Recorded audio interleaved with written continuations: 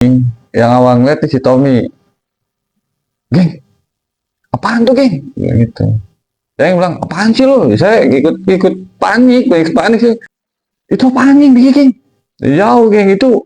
Tommy ngeliat kayak, wah, gede, hitam, dia mau nyamperin kita bertiga nih. Gue di depan gue nih, laut nih kayak, gue mau diajak orang geng. Itu kayak pakai pakaian kejawen gitu geng. Gue mau diajak geng. Maksudnya, ya gue mau dijemput gitu rame-rame.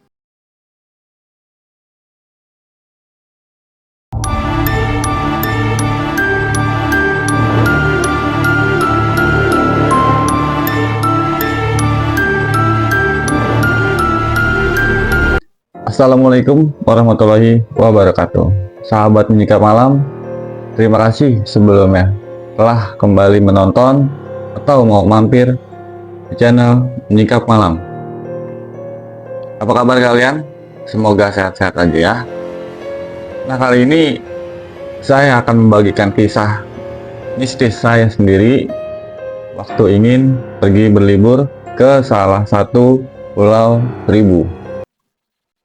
Saya berangkat bersama 4 orang teman saya, yaitu Tommy, Bunga, Suci, dan Anton.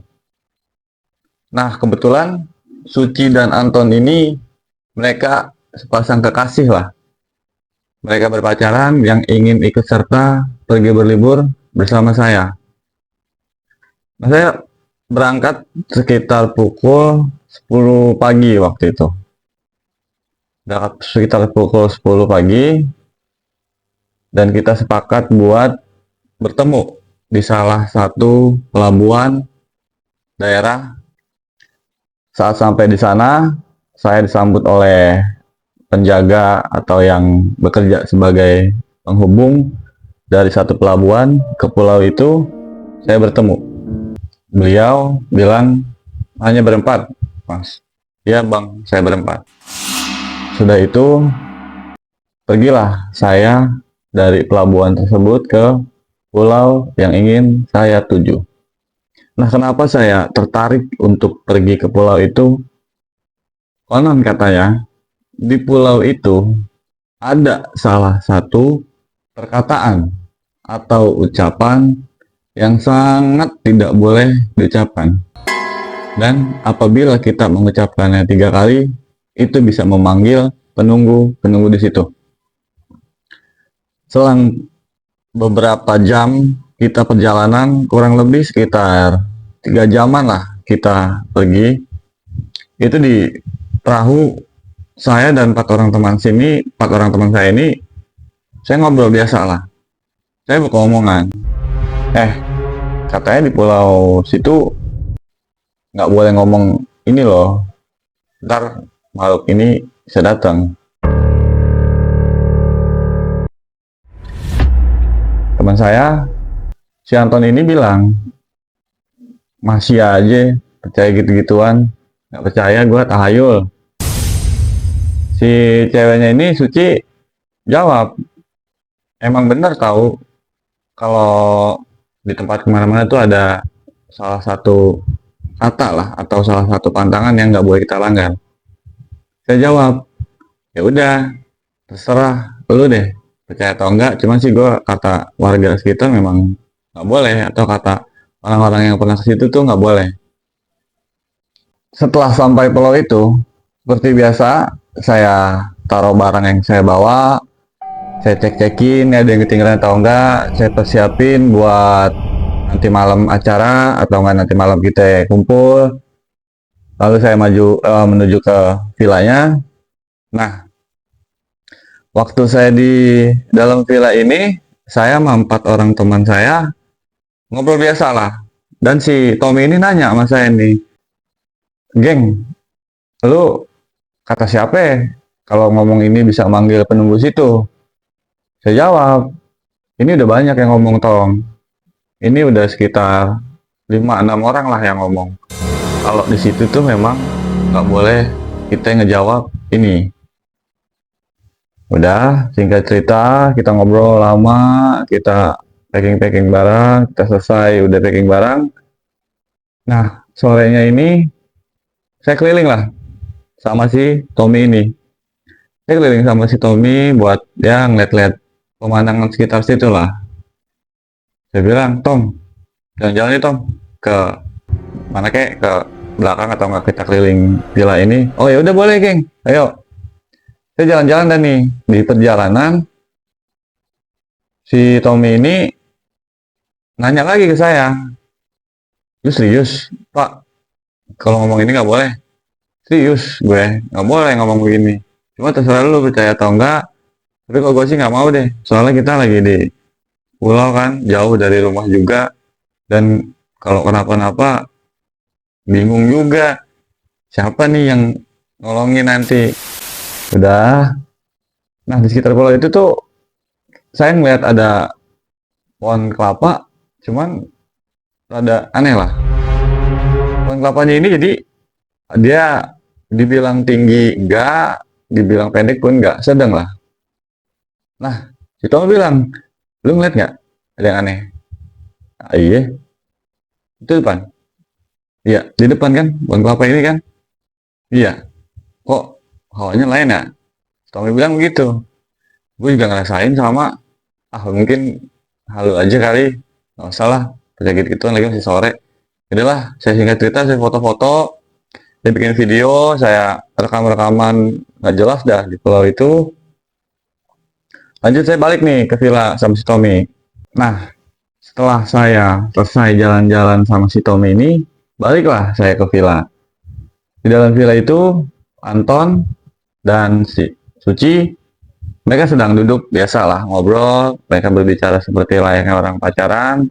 Mereka ngobrol, si Anton ini jawab, dari mana geng? Dari, gue jawab, gue bilang, dari jalan-jalan sama Tommy ke keliling ini pulau. Lu nggak ngajak gue. Gue bilang gitu. Gue bilang, lu lagi berdua, nggak mau ganggu lah gue. Kan gue liat Tommy aja. Anton nanya, bagus nggak geng? Bagus, kalau lu mau keliling ya keliling aja.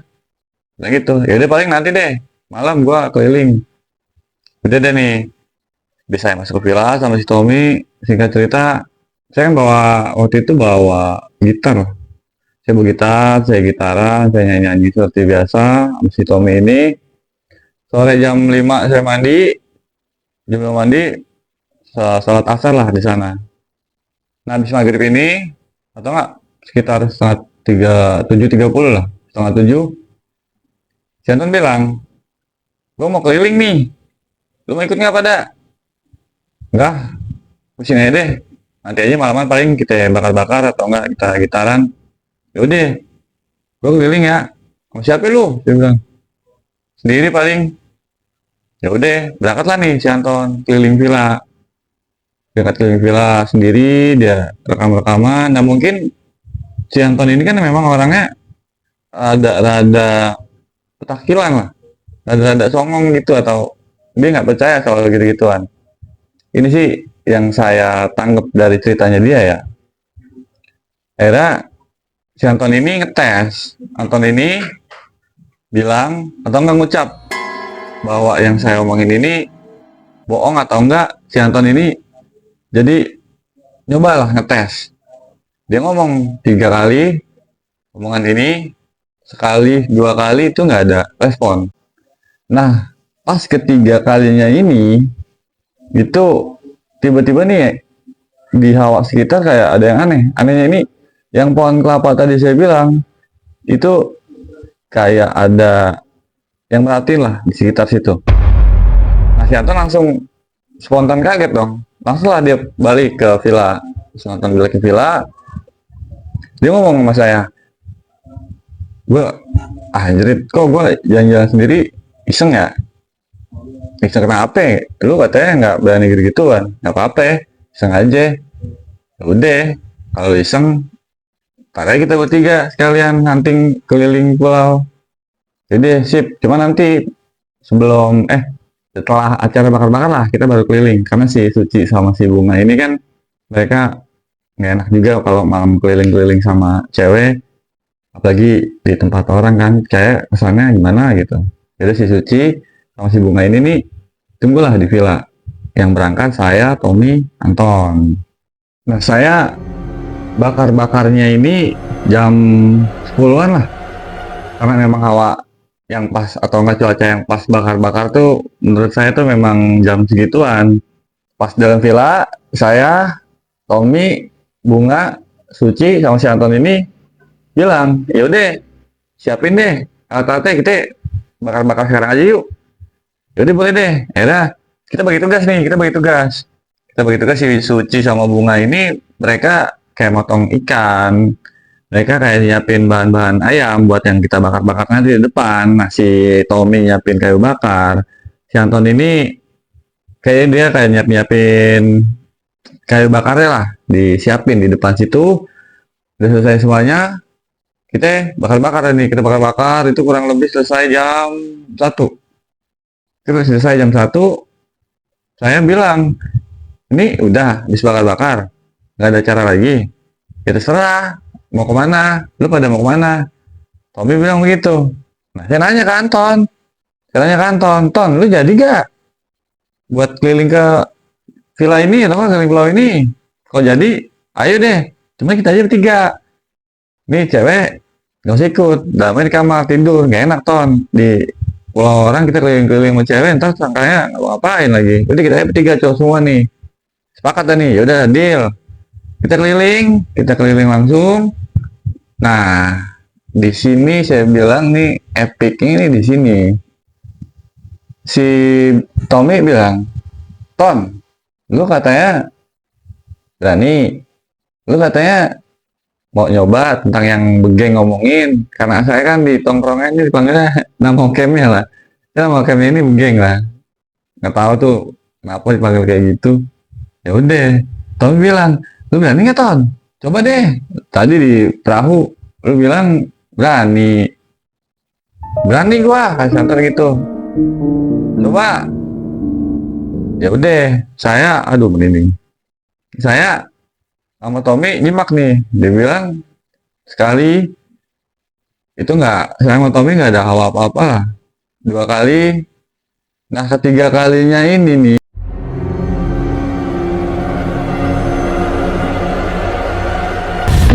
Yang awal ngeliat si Tommy, geng, apaan tuh geng? Gitu. Saya bilang, apaan sih lo? Saya ikut panik. Itu panik dia geng. Jauh geng itu. Tommy ngeliat kayak, wah, gede, hitam. Dia mau nyamperin kita bertiga nih. Gara-gara si Anton ini, konyol ya emang nih Anton nih. Dia bilang, wah gue cabut. Si Tommy cabut. Lah saya ikut, lah Tommy cabut. Saya juga cabut, langsung kabur ke villa. Si Anton ini di belakang ngikutin. Akhirnya saya rada emosi lah, ya rada kesel lah. Lu ngapain sih Tom ngundang-ngundang orang gitu, orang cuman kita jalan-jalan doang, kita main foto-foto doang, lu ngapain? Ya enggak geng, gua kepo aja nih sama si Anton ini, katanya orangnya berani, katanya orangnya tadi di tahu bilang dia mau nyoba. Ya akhirnya ya bener juga sih, cuman ya nama gue, kalau lu mau ngetes gituan berdua anjing. Ya udah, akhirnya nyampe sana Anton ini bilang, wah bener ya Pak, ternyata bener saya bilang. Makanya kalau jadi orang jangan konyol, jangan suka nantang apa yang orang bilang tuh nggak boleh.